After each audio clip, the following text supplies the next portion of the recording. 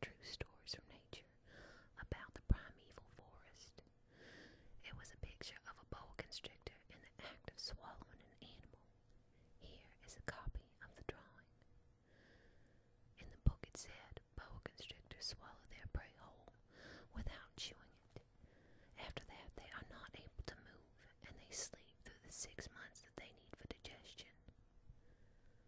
I pondered deeply then over the adventures of the jungle, and after some work with a colored pencil, I succeeded in making my first drawing, my drawing number 1.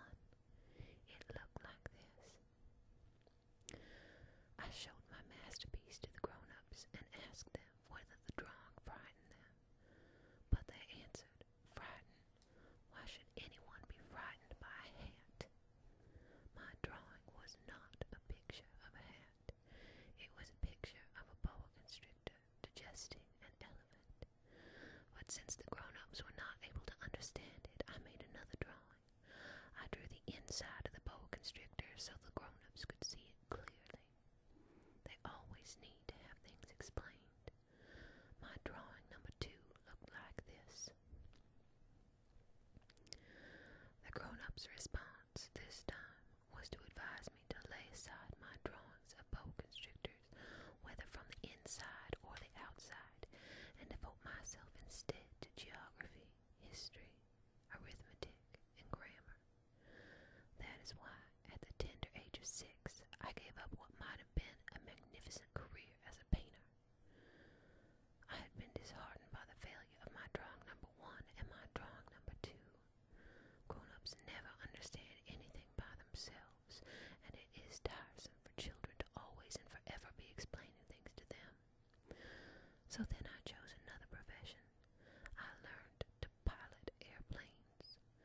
I have flown a little over all parts of the world, and it is true that geography has been very useful to me. At a glance, I can distinguish China from Arizona. If one gets lost in the night, such knowledge is very valuable. In the course of this life, I have had a great many encounters with a great many people who have been concerned with matters of consequence. I have lived a great deal among grown-ups. I have seen them intimately, close at hand, and that hasn't much improved my opinion of them. Whenever I met one of them who seemed to me at all clear-sighted, I tried the experiment of showing my drawing number 1, which I have always kept. I would try to find out, if this was a person of true understanding, but whoever it was, he or she would always say, "That is a hat." Then I would never talk to that person about boa constrictors or primeval forests or stars. I would bring myself down to his level. I would talk to him about bridge and golf and politics and neckties, and the grown-ups would be greatly pleased to have met such a sensible man. Chapter 2. So I lived my life alone, without anyone that I could really talk to, until I had an accident with my plane in the desert of Sahara 6 years ago. Something was broken in my engine, and as I had with me neither a mechanic nor any passengers, I set myself to attempt the difficult repairs all alone. It was a question of life or death for me. I had scarcely enough drinking water to last a week. The first night then, I went to sleep on the sand, 1,000 miles from any human habitation. I was more isolated than a shipwrecked sailor on a raft in the middle of the ocean. Thus you can imagine my amazement at sunrise when I was awakened by an odd little voice. It said, "If you please, draw me a sheep." What? Draw me a sheep?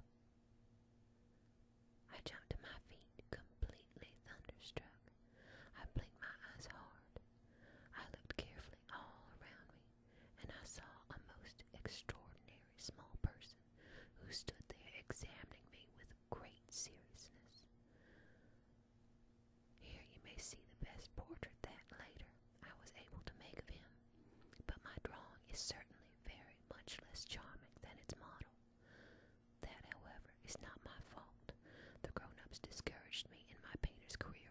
6 years old, and I never learned to draw anything except for boas from the outside and boas from the inside. Now I stared at this sudden apparition with my eyes fairly starting out of my head in astonishment. Remember, I had crashed in the desert 1,000 miles from any inhabited region, and yet my little man seemed neither to be straying uncertainly among the sands, nor to be fainting from fatigue or hunger or thirst or fear. Nothing about him gave any suggestion of a child lost in the middle of the desert, 1,000 miles from any human habitation.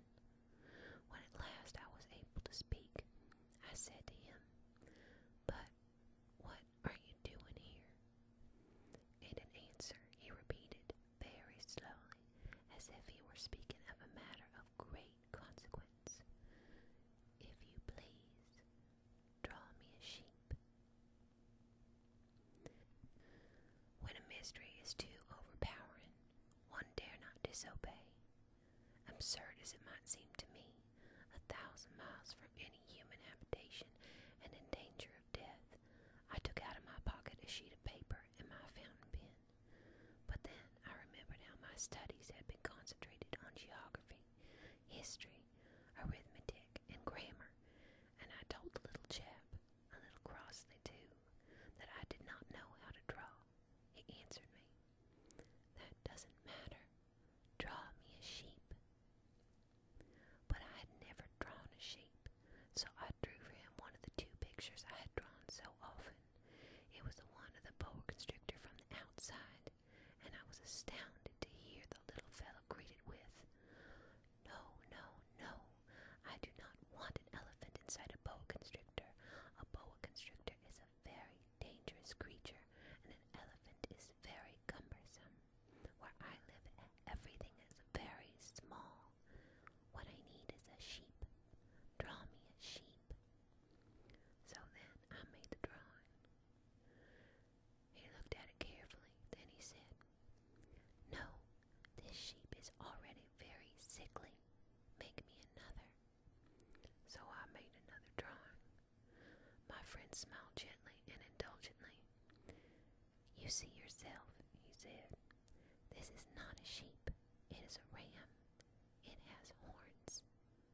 So then I did my drawing over once more, but he rejected too, like the others. "This one is too old. I want a sheep that will live a long time." By this time my patience was exhausted, because I was in a hurry to stop taking my engine apart, so I tossed off this drawing, and I threw out an explanation with it. "This is only his box. The sheep you asked for is inside." I was very surprised to see a light break over the face of my young judge.